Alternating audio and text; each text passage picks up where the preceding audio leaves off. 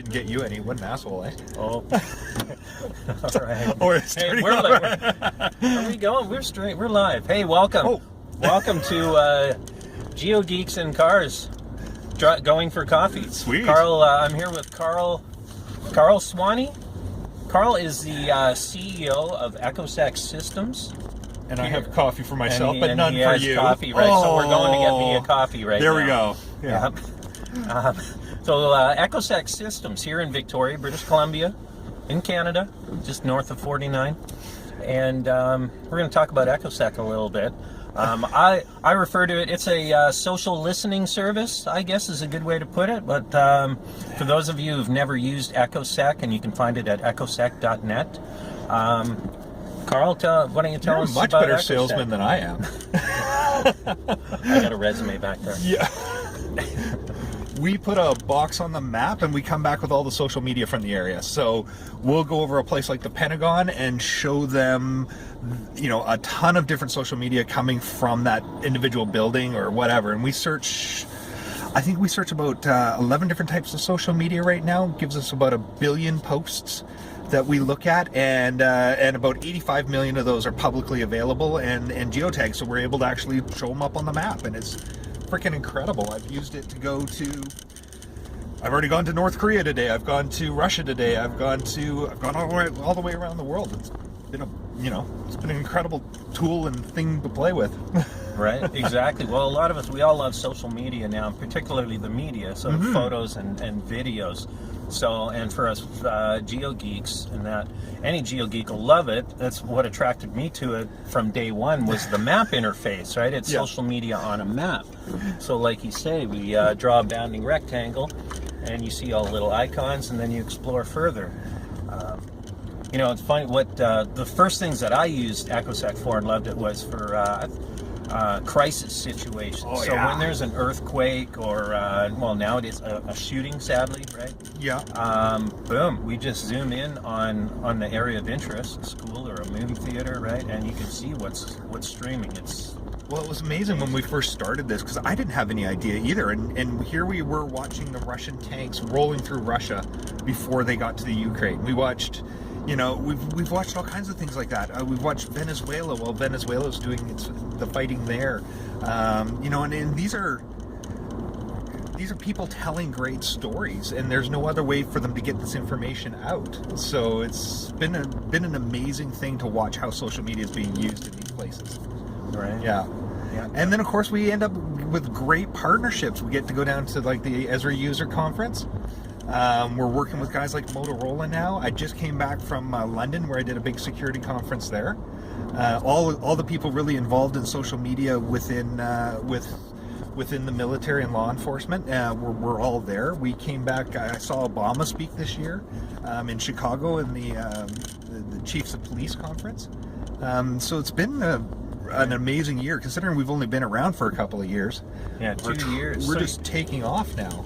So you mentioned a lot of like military and kind of the geo in space. So I gather that's probably your bread and butter, right? Oh, absolutely. Yeah. I mean, they have the revenues and they're early adopters of the technology. We have some media on board.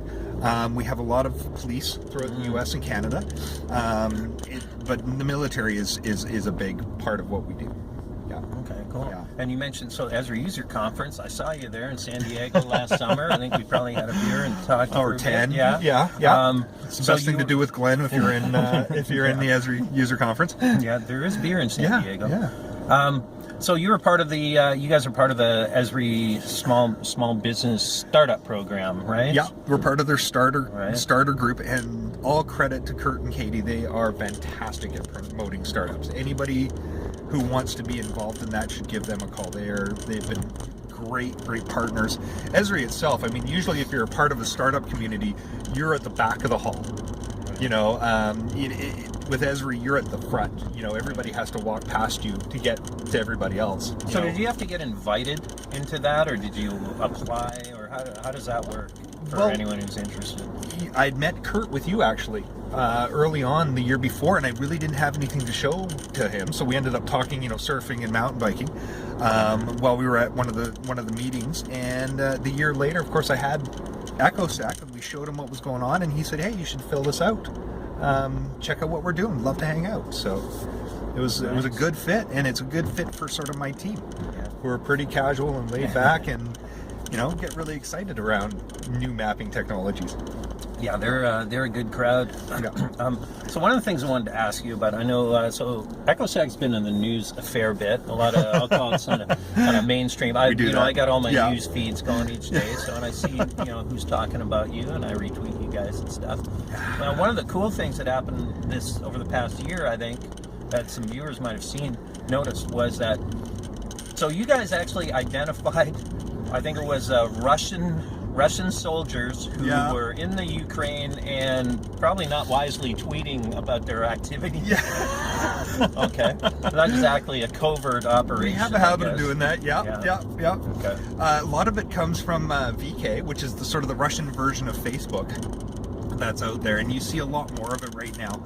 And really, you just have to look for the VK in certain areas, and that it's a Russian. And in these cases, we can actually track them back to where their hometowns are, because it's publicly available information. And in a lot of cases, they were Russian military in Russia, and now they're in Syria. I mean, it's pretty easy to follow these things through Syria, follow them through. And the other day we found, just before the Istanbul bombings happened as well, this is an unfortunate thing, and it is part of the job, but we found evidence of ISIS being in that location an hour before those bombs actually went off. Wow. So people were posting ISIS propaganda from that area. So we find stuff like that quite a bit as well.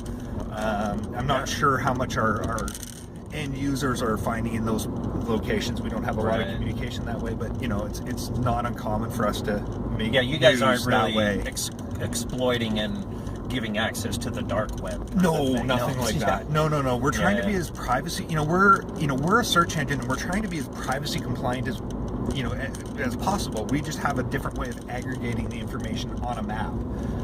And I think a lot of people right now either don't know how to use it, or do know how to use it really, really well. Because we're also telling a lot of positive stories, and we're saving rhinos in Africa.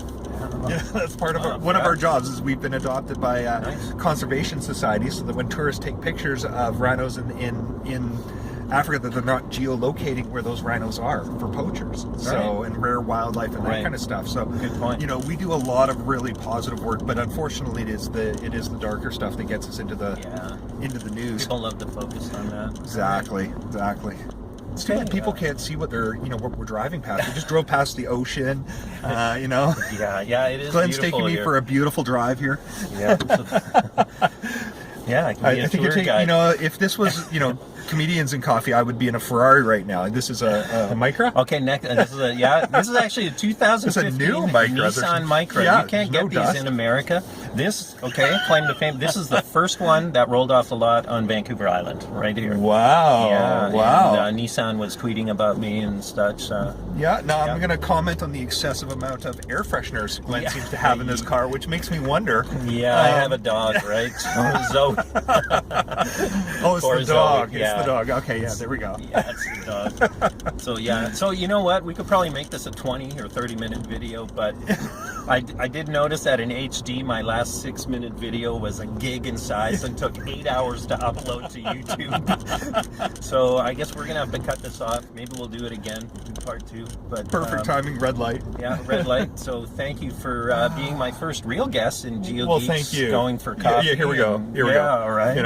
And I'm gonna get driving. a coffee now. I need a coffee. Yeah, this has been entirely hands-free. And so you've learned all about Echosec. You can follow Karl and his team on Twitter at echosec_search, right? Yep. And on the web, echosec.net. Yep. Right. And we have a free version just off the website. So if you just want to play with it. Right. And a new pro version for those of you with budget. Yeah. All right. Cheers. Thanks, everybody.